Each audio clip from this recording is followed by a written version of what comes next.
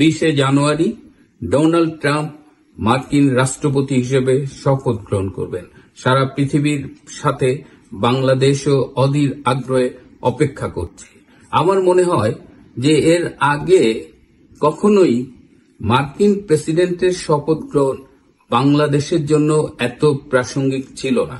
আপনারা জানেন যে বাংলাদেশে একটি জোট দখলকারী সরকার ক্ষমতায় রয়েছে। এই ইউনূস সরকারের পেছনে আন্তর্জাতিক মুরব্বী হিসেবে আমেরিকার একটা সাপোর্ট ছিল, বিশেষ করে বাইডেন প্রশাসনের। এটা মোটামুটি ওপেন সিক্রেট। তো এখন ট্রাম্প আসার ফলে বাইডেন প্রশাসনের সমর্থন পুষ্ট ইউনূসের ফেট কি হবে, ইউনূস কি ক্ষমতা থেকে পালিয়ে যাবে কিনা, এই ধরনের নানান কথাবার্তা চলছে। আমরা বিষয়টাকে একটু গভীরভাবে বিশ্লেষণ করে দেখতে চাই। এর জন্য আজকে আমি ভার্চুয়ালি কানেক্টেড হব মার্কিন প্রবাসী প্রকৌশলী ডক্টর আঞ্জুমান ইসলামের সাথে।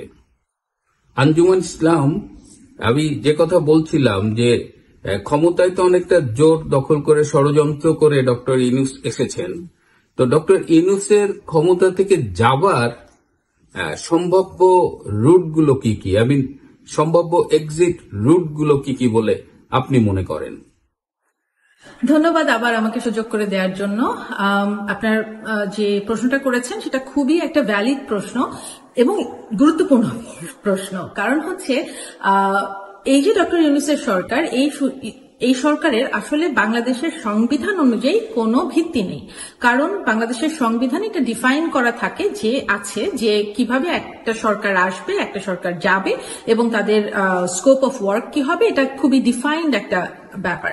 তো এখন যেহেতু এই ডক্টর ইউনূসের সরকার একটা মবক্রেসি বলি, ইন্টারঅ্যাকশন বলি, মানে মেটিকুলাসলি ডিজাইন প্ল্যানের মাধ্যমে বলি, কিভাবে এসছে এই সরকার, যে কারণে এটা একটা অদ্ভুত সরকার। তো এখন যেহেতু সরকার চলে এসেছে এবং বাংলাদেশ এই সরকারের একটা খপ্পরের মতো পড়ে গেছে আর কি। এখন এই সরকার কিভাবে যাবে এটার তো কোনো আসলে ডিফাইন্ড ওয়ে নেই। তো আর তার উপরে ব্যাপারটা হচ্ছে যে আবার যাওয়াটাও খুব দরকার, কারণ এই সরকার তেমন কোনো ভালো কাজ করছে না। মানুষের জীবন আজকে অতিষ্ঠ। তারা ইচ্ছা মতো টাকা ছাপাচ্ছে, আর 2,000-2,500 কোটি টাকা ছাপিয়ে ফেলছে। তারা সময় মতো বই দিতে পারছে না বাচ্চাদের হাতে।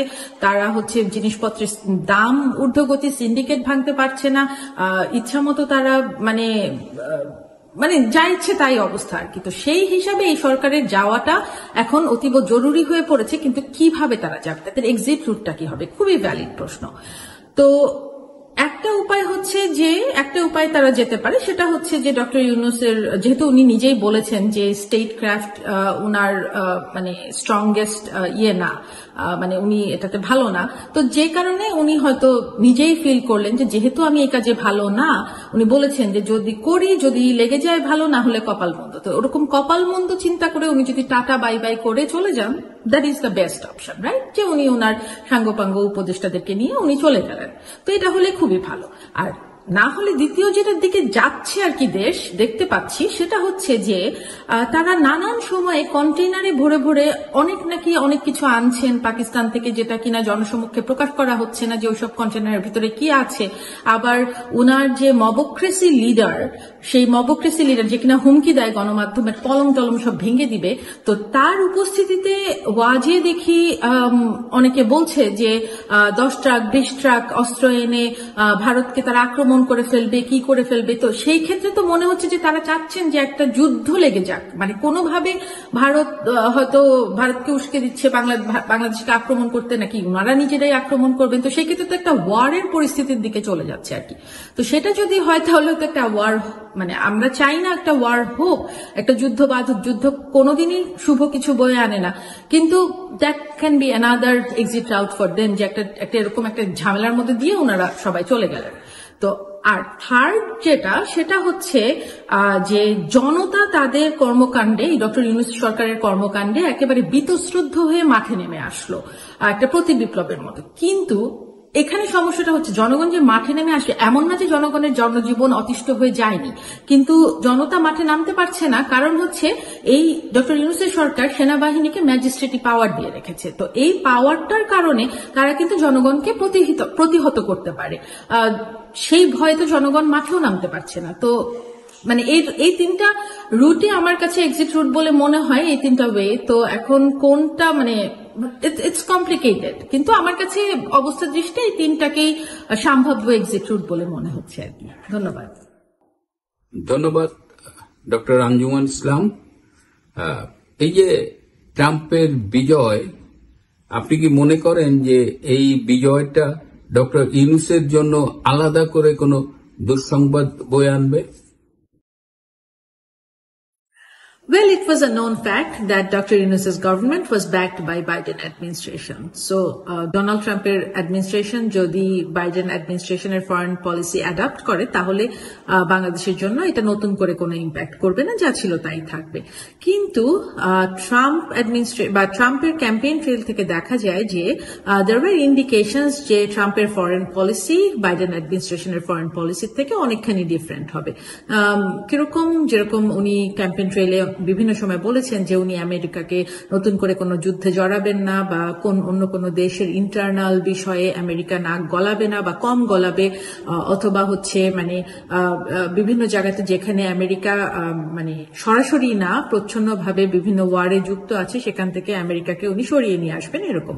তো এবং এইসব কারণে কিন্তু আমেরিকার জনগণ ডোনাল্ড ট্রাম্পকে ভোট দিয়েছে এবং উনি জিতেও গেছেন। তো এখন যখন জেতার পরে ডোনাল্ড ট্রাম্প উনার সরকারের বিভিন্ন পজিশনের মানুষজনকে পিক করছেন, তার ভিতরে একজনকে উনি পিক করেছেন যিনি হচ্ছেন ন্যাশনাল সিকিউরিটি ডিরেক্টর তুলসি গ্যাবার্ড। তো তুলসি গ্যাবার্ড সেও কিন্তু ট্রাম্পের যে ফরেন পলিসির যে চিন্তাধারা সেটার সাথে কিন্তু ওনার চিন্তাধারাও একই রকম ভাবে মিলে যায়।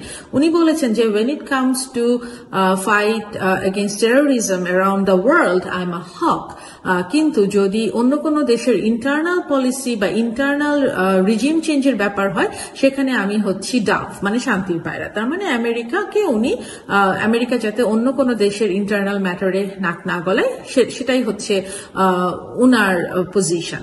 তো সেটা তো মানে খুবই একটা পজিটিভ দিক, যদি ট্রাম্প অ্যাডমিনিস্ট্রেশন বাংলাদেশের বিষয়ে তেমন নাক না গলায়।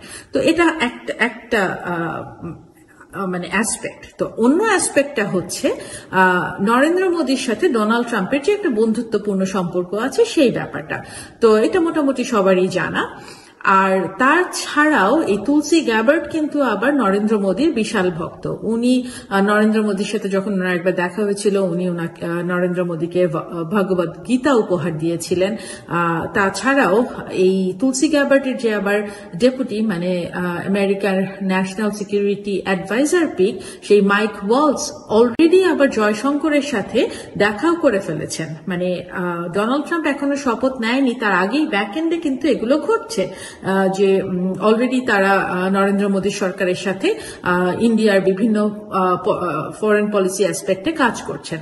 আর তাছাড়াও যে থার্ড ব্যাপারটা আছে সেটা হচ্ছে ডোনাল্ড ট্রাম্পের যে foreign secretary pick Marco Rubio, উনি কিন্তু আমেরিকার পলিটিক্সে প্রো ইন্ডিয়া হিসেবে পরিচিত এবং সম্ভবত জুলাই মাসে 2024 জুলাই মাসে উনি অলরেডি সেনেটে একটা বিল এনেছিলেন যেটাতে করে ইন্ডিয়া ইউএস বাইল্যাটারাল বিভিন্ন বিষয়ে আর মানে আরো সম্পর্ক জোরদার হয়, স্পেশালি সিকিউরিটি, ইন্ডিয়ার সিকিউরিটি ইস্যুতে। তো এই সমস্ত জিনিস মানে তুলসি গ্যাবার্ডের পিক থেকে শুরু করে মার্কো রুবিও, এই সমস্ত দিক এবং নরেন্দ্র মোদীর সাথে ডোনাল্ড ট্রাম্পের যে বন্ধুত্বপূর্ণ সম্পর্ক সেগুলো তো আছেই। তার উপরে যেটা সবচেয়ে ইম্পর্টেন্ট আরেকটা অ্যাসপেক্ট সেটা হচ্ছে এই ইনগরেশনে, ডোনাল্ড ট্রাম্পের ইনগরেশনে যে উনি ভারতকে বা নরেন্দ্র মোদীকে ইনভাইট করেছিলেন, উনি কিন্তু খুব অল্প সংখ্যক রাজনীতিবিদ, গ্লোবাল রাজনীতিবিদকে ইনভাইট করেছেন। তার ভিতরে অবশ্যই ইন্ডিয়া একজন বা চায়না আরেকজন। তো নরেন্দ্র মোদী আসতে পারছেন না কোনো একটা কারণে, তো উনি পাঠাচ্ছেন ওনার যে ফরেন সেক্রেটারি জয়শঙ্করকে। তো এই জয়শঙ্কর যে আসছেন আর মানে ইন্ডিয়ান ফরেন সেক্রেটারি বা সেক্রেটারি অফ ফরেন অ্যাফেয়ার্স ওনার অফিসিয়াল ডেজিগনেশন, আর এদিকে ডোনাল্ড ট্রাম্পের যে foreign secretary pick Marco Rubio, ওনারা কিন্তু অলরেডি মানে ইনগরেশনের পরপরই ওনারা একটা রাউন্ড টেবল বৈঠকে মিলিত হবেন রিজিয়নাল মানে এশিয়ার যে রিজিয়নাল সিকিউরিটি ইস্যুতে, এবং সেখানে আরো উপস্থিত থাকবে অস্ট্রেলিয়া এবং জাপান। এটাকে বলছে কোয়াড।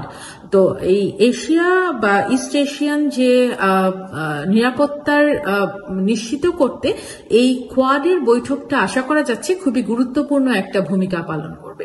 তো সবকিছু মিলিয়ে মনে হচ্ছে যে ট্রাম্প অ্যাডমিনিস্ট্রেশন আসার পরে ব্যাপারটা ডক্টর ইউনূসের সরকারের জন্য খুব একটা সুখপ্রদ হবে না, এবং আমেরিকার মানে বাইডেন অ্যাডমিনিস্ট্রেশনের যে একটা প্রচ্ছন্ন ছায়া ছিল ডক্টর ইউনূসের সরকারের উপরে, সেটা অনেকখানি সরে যাবে।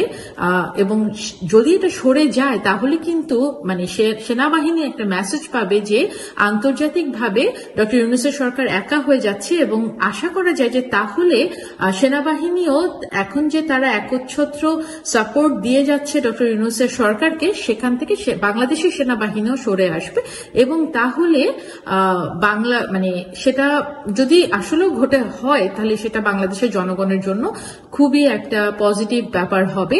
এই ডক্টর ইউনূসের দখলদার বলি, ইললেজিটিমেট বলি, অবৈধ বলি, অসাংবিধানিক সরকারের হাত থেকে জনগণ মুক্ত পাবে, রেহাই পাবে আশা করা যায়। ধন্যবাদ। আবারও ধন্যবাদ। যদি ট্রাম্প প্রশাসনের সমর্থন না থাকায় বা অন্য কোনো কারণে ডক্টর ইউনূসকে পালিয়ে যেতে হয়, তাহলে এর পরিণতি কি হবে? বাংলাদেশ সেক্ষেত্রে কোন পথে যাবে বলে আপনি মনে করেন?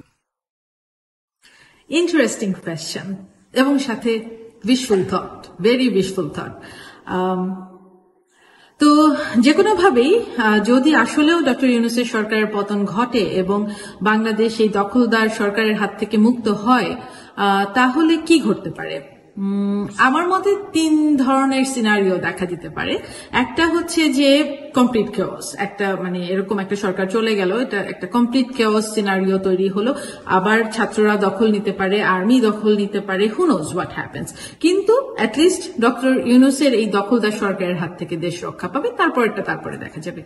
দ্বিতীয় সিনারিও হচ্ছে শেখ হাসিনা, উনি ভারত থেকে ফিরে আসলেন, এবং যতটুকু পর্যন্ত জানছি মিডিয়ার থ্রুতে বা পত্রপত্রিকার মাধ্যমে উনি এখনো কিন্তু রিজাইন করেননি। সুতরাং সাংবিধানিকভাবে উনি এখনো বাংলাদেশের প্রধানমন্ত্রী, এবং উনি সহ বিভিন্ন যে সংসদ সদস্যরা আছে হয়তো ওনারা সবাই আবার যে যার পজিশনে ফিরে যাবেন, এবং এমন ভাবে দেশ চলা শুরু করবে যে কিছুই হয়নি, এটা জাস্ট একটা দুঃস্বপ্ন ছিল। এই যে ছাত্রদের যে আন্দোলন থেকে শুরু করে যে মানে ডক্টর ইউনূসের যে দখলদার সরকার থেকে মানে এই পুরো ব্যাপারটা একটা দুঃস্বপ্নের মতো, এটা জাস্ট চলে যাবে। এবং যেহেতু শেখ হাসিনা সরকার একটি নির্বাচিত সরকার, সেহেতু তারা তাদের মানে বাকি যে সময়টুকু আছে সেই সময়টুকু পূরণ করবেন। তো এটা হচ্ছে একটা সিনারিও। আর তৃতীয় যে সিনারিও সেটা হচ্ছে কোনো একটা ভাবে ত্রয়োদশ সংশোধনীর আন্ডারে যে তত্ত্বাবধায়ক সরকারকে যে পুনর্বাসিত করা হয়েছে, সেই তত্ত্বাবধায়ক সরকারের আন্ডারে আরেকটি ইলেকশন হবে। তত্ত্বাবধায়ক সরকারের সম্ভবত মানে ইমিডিয়েট পাস্ট যে চিফ জাস্টিস, উনি সম্ভবত তত্ত্বাবধায়ক সরকারের প্রধান হন, এবং উনার আন্ডারে হয়তো একটা ইলেকশন হবে। অথবা এটাও হতে পারে যে জাতিসংঘ একটা নতুন কিছু প্রেসক্রাইব করবে এবং সেটার অনুসারে একটা ইলেকশন হবে, এবং সেই ইলেকশনে সমস্ত দলগুলো অংশগ্রহণ করে একটি অংশগ্রহণমূলক নির্বাচনের ভিতরে দিয়ে আরেকটি নতুন সরকার গঠন হবে। তো আমার মাথায় তো এই 3টা সিনারিও আসছে, কিন্তু সবচেয়ে উইশফুল থিঙ্কিং হচ্ছে বাংলাদেশ যদি এই দখলদার ডক্টর ইউনূসের সরকারের হাত থেকে মুক্ত হতে পারে, সেটাই হচ্ছে সবচেয়ে বড় কথা। ধন্যবাদ আপনাকে। অনেক ধন্যবাদ। আমরা আসলে সামনের দিকে তাকিয়ে আছি যে ট্রাম্পের ক্ষমতা গ্রহণ, ট্রাম্পের সাথে আমেরিকার সাথে বিশেষ করে ভারতের সম্পর্ক এবং বাংলাদেশের উপরে তাদের প্রভাব, সব মিলিয়ে কি হতে পারে এই যত জল্পনা কল্পনা চলছে, পাশাপাশি আমরা গভীরভাবে পর্যবেক্ষণ করে দেখব যে আসলে কি হয়, ইউনূসকে কি আসলে পালিয়ে যেতে হয় কিনা, কিভাবে পালাতে হয়, এই সব দেখবার জন্য আমরা অপেক্ষায় রইলাম।